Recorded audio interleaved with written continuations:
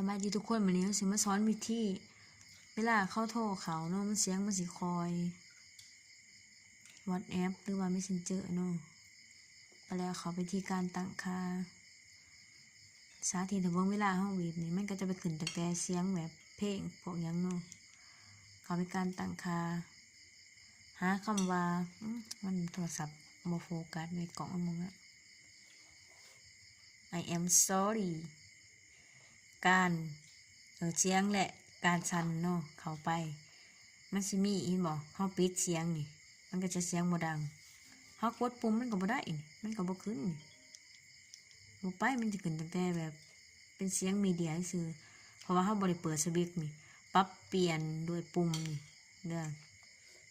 นี่มันก็สิต่างนี่บ่ก็ขึ้นได้อยู่นี่มันสิต่างกัน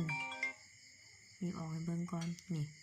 เห็นบ่มันก็สิขึ้นแบบนี้เนาะของไผที่ว่าเสียงมันบ่ได้บ่ดังมันเพะเด้อ